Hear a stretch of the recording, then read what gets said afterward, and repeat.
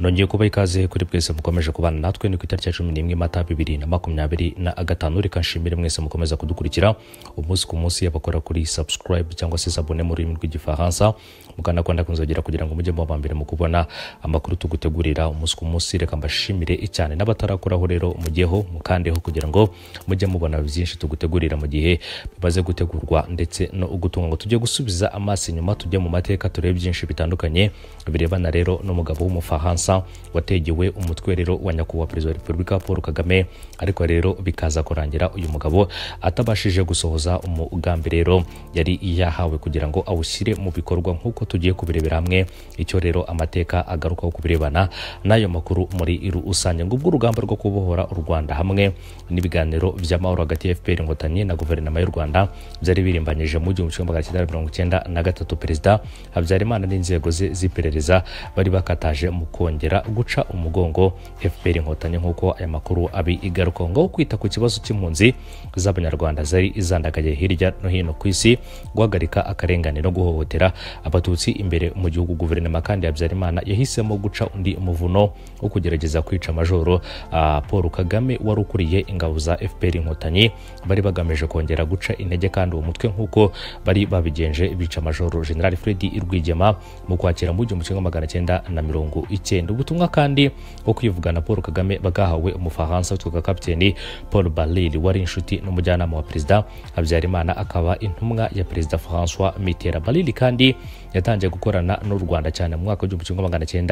1990 ubwo FPR Inkotanyi yatangizaga urugamba rwo kubohora igihugu by'umwihariko agakoreshwa mu gukorana n'ubufaransa muri dosiye zijyanye no guha intwaro imyitozo ya gisirikare guverinoma yateguraga jenoside. Muri 2004 Baril yabwiye umwanditsi wa filime mbarankuru Raphael Glucksmann ko agitangira gukorana n'u Rwanda umwe mu mirimo ikomeye yahawe ari wo gucengera nkaneka rero FPR kugeza mu mizo. Umuryango kandi Servie utegamiye kuri leta muri Mutarama 2013 wahishuye ko mu ntangiriro z'1993 perezida Habyarimana yahaye ubutumwa Baril bwiswe rero insecticide bwari bugamije gukora ibikorwa byose bigamije guca intege FPR Inkotanyi ndetse no kwica abatutsi imbere mu gihugu. Baril kandi yishyuwe asaga ibihumbi 130 by'amadolari ya Leta Zunze Ubumwe za Amerika. Imbaraga ze nyinshi zijya mu guhiga abayobozi bakuru ba FPR aho bari bo hose baherewe rero kuri majoro Paul Kagame kugeza icyo gihe wari uyoboye urugamba rwo guhagarika jenoside ndetse n'urugamba rwo kubohora igihugu. Ntabwo kandi Servie igaragaza uburyo byari gukorwamo,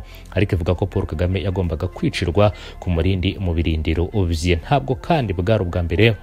Habyarimana agerageje uburyo bwo kwica Kagame kuko mu 1991 nyuma yaho FPR Inkotanyi igaruriye ibice byinshi bizabyumba hari umugore woherejwe ku murindi ngo yice Paul Kagame akoresheje uburozi. Umugore kandi ntabwo byamuhereye kuko yafashwe n'inzego z'umutekano za FPR atarashyira mu bikorwa uwo mugambi we mubisha. Nubwo kwica Paul Kagame kandi byananiranye, kuri Baril yashyize rero imbaraga mu kubahiriza ibyo yari yahawe gukora muri operation insecticide birimo rero gutoza abasirikare kabuhariwe bagombaga kubikira FPR bakayitesha ibice yafashe, bikindi kandi bakaninjirana imigambi yayo kugeza ipfubye no kwica abatutsi mu buryo bwihuse. Bw'imyitozo yaberaga mu kigo cya gisirikare cya Bigogwe mu karere ka Nyabihu kugeza kuri ubu ngubu nkuko amateka abitangaza. Uyu mutwe kandi w'ingabo Baril yahawe gutoza waje wunganira undi wari waratangiye gutozwa n'Ubufaransa mu 1992 witwa rero Club Commando de reconnaissance et des actions à profondeur. Ikindi kandi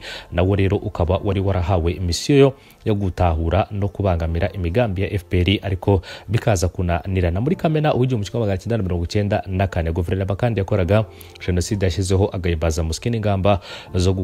cyangwa se zo gukangurira interahamwe kwihutisha ubwicanyi. Baril kandi niwe wifashishwaga na guverinoma y'u Rwanda gushaka abacancuro b'Abafaransa bagombaga gufasha ingabo za leta kurwanya FPR. Ubwo rero jenoside yari irimbagije witwa Augustin Bizimana wari minisitiri w'ingabo yandikiye Baril aramusaba rero gushaka abasirikare nibura bagera ku 1000 bo gufasha ingabo za leta zari zisumbirijwe icyo gihe, kandi akaba yaraje kwishyurwa asaga rero $1,200,000 by'amadolari ya Leta Zunze Ubumwe za Amerika. Abashoramari kandi ndetse n'abacancuro Baril yarabashatse ariko ntacyo bayifashije. Leta rero yakoraga jenoside mu gutuma umujyi wa Kigali udafatwa nk'uko rero yari yabibemereye. Ikindi kandi ngo byaranakaje uwitwa Augustin Bizimana bizakumurakaza ku rwego rwo hejuru kuko mu 1994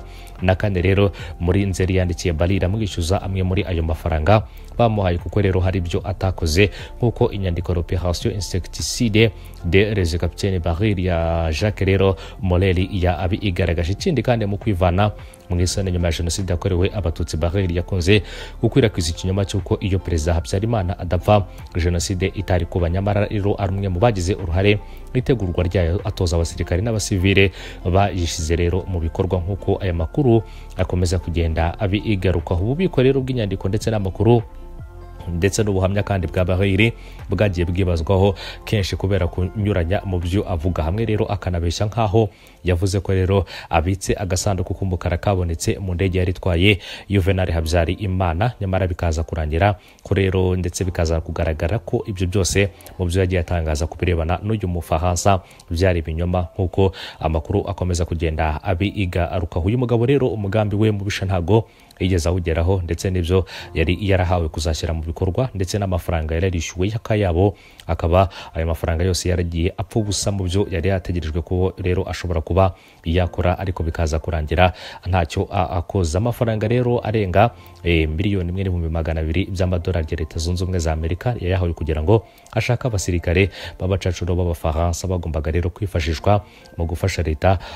ya Juvenal Habyarimana nk'uko aya makuru akomeza kugenda abigaruka. Andi mbere yayo rero yari yahawe nayo akaba ari amafaranga nayo navuga ko atari make cyane kuri icyo gihe rero mu myaka y'iki gihe guha umuntu amafaranga y'amadolari ari hafi mu 300 rero na amafaranga atagira ingano kubirebana n'uyu mu ugabo. Mu yandi makuru rero katwerekeza muri Repubulika ya Demokarasi ya Kongo, ihuriro AFC M23 rirwanya ubutegetsi bwa Repubulika ya Demokarasi ya Kongo ryashinje ingabo z'iki gihugu kugaba ibitero ku birindiro byaryo ndetse no kuba civil. Umuvugizi wa AFC M23 Lawrence Kanyuka yagaragaje ko ingabo za RDC FARDC ziri kwifatanya rero n'umutwe w'iterabwoba wa FDLR, ingabo z'u Burundi ndetse n'imitwe nka wa Zalendo. Kanyuka kandi yasobanuye ko ibi bitero zagabwe muri teritwari ya Masisi na Walikare mu ntara ya Kivu y'Amajyaruguru no muri teritwari ya Walungu muri Kivu ya Majyepfo. Yagize ati rero ibi bitero byinshi byagabwe n'ihuriro ry'ingabo za Kinshasa kuko aya makuru akomeza kugenda bigaruka mu bice bimwe na bimwe bituwe cyane muri Walikare, Masisi, Walungu no mu bice bihana imbibi ndetse no ku birindiro byacu. Atangaje ko ihuriro kandi ry'ingabo za leta ya Repubulika ya Demokarasi ya Kongo rikomeje kugaba ibitero ku banyamurenge batuye mu misozi ya Minembwe muri teritwari ya Fizi ntara ya Kivu y'Amajyepfo. Muri ibi bitero kandi harimo ibyagabwe mu gace ka Mikenke ku itariki ya 8 Mata byiswe rero .0 ndetse n'ikindi cyitwa rero ba Alombiri, akaba ari ibyagabwe kandi muri Rugezi kuva ku munsi rero kuri iyo tariki kugeza ku itariki ya 10 Mata ku munsi w'ejo hashize. Kanyuka kandi yagaragaje ko itariki ya 10 Mata ihuriro ry'ingabo za Leta ya Repubulika ya Demokarasi ijya Kongo ryagabye ibitero mu gace ka Kivumu ndetse no muri Gahwera hangizwa imitungo y'abaturage, indi